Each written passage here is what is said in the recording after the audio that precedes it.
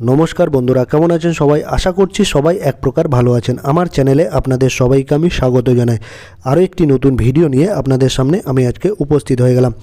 বন্ধুরা, আমি আজকে আপনাদের এমন একটি সেটিংস শিখিয়ে দেবো যে সেটিংসটি আপনারা শিখে নিলে ইনস্টাগ্রামের অ্যাকাউন্ট, আপনাদের যদি কোনো ইনস্টাগ্রামের অ্যাকাউন্ট থেকে থাকে সেটিকে আপনারা কিন্তু চিরতরে অর্থাৎ চিরকালের জন্য কিন্তু ডিলিট করে দিতে পারেন বা পার্মানেন্টলি রিমুভ করে দিতে পারেন বা ডিলিট করে দিতে পারেন।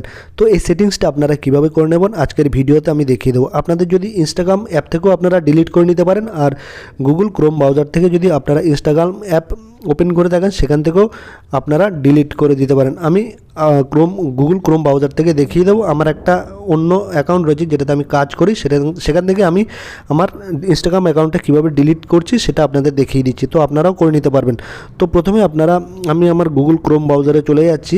গুগল ক্রোম ব্রাউজারে গিয়ে আমার অন্য একটা অ্যাকাউন্ট যেটাতে আমি কাজ করি সেটাতে দেখাবো। এই দেখুন, আমি গুগল ক্রোম ব্রাউজারটা ওপেন করে নিলাম। গুগল ক্রোম ব্রাউজার ওপেন করে নিলে তারপর আপনারা অ্যাপ থেকেও করতে পারবেন, একই রকমের ইন্টারফেস থাকে। তারপর আপনারা কি করবেন, আপনারা যে দেখুন একটা লোগো দেখতে পারবেন, আপনাদের প্রোফাইল আইকন, এই যে প্রোফাইল আইকন, আপনারা এই যে প্রোফাইল আইকন দেখবেন নিচে ডান পাশে, একদম প্রোফাইল আইকন নিচে ডান পাশে, এইখানে আপনারা ক্লিক করে দেবেন বা টাচ করে দেবেন আপনার প্রোফাইল আইকনে ডান পাশে নিচে, ঠিক আছে? এইখানে আপনারা টাচ করে দেবেন। আমি এখানে টাচ করে দিলাম। তারপর একটা নতুন পেজ কিন্তু চলে আসবে, ঠিক আছে? তারপর উপরে বাপাশে দেখুন, উপরে বাপাশে কোনায় একদম একটা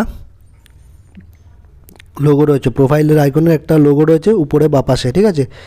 এইখানে দেখুন উপরে বাপাশে কর্নারে, এই দেখুন উপরে বাপাশে কর্নার, এখানে আপনারা টাচ করে দেবেন। আমি টাচ করে দিলাম, ঠিক আছে? তারপর এরকম একটা পেজ আবার ওপেন হয়ে আসবে। তারপর এখানে একটা অপশান দেখতে পারবেন, see more in account centre. এই সি মোর ইন অ্যাকাউন্ট সেন্টারে আপনারা টাচ করে দেবেন। আমি সি মোর ইন অ্যাকাউন্ট সেন্টারে টাচ করে দিলাম। তারপর এরকম একটা পেজ ওপেন হয়ে আসবে।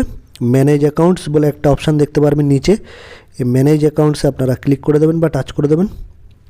আমি ম্যানেজ অ্যাকাউন্টসে টাচ করে দিলাম। তারপর এখানে একটা অপশান দেখতে পারবেন, অ্যাকাউন্ট ওনারশিপ অ্যান্ড কন্ট্রোল, এইখানে আপনারা ক্লিক করে দেবেন। অ্যাকাউন্ট ওনারশিপ অ্যান্ড কন্ট্রোল, এখানে আপনারা টাচ করে দেবেন। এখানে টাচ করে দিলাম।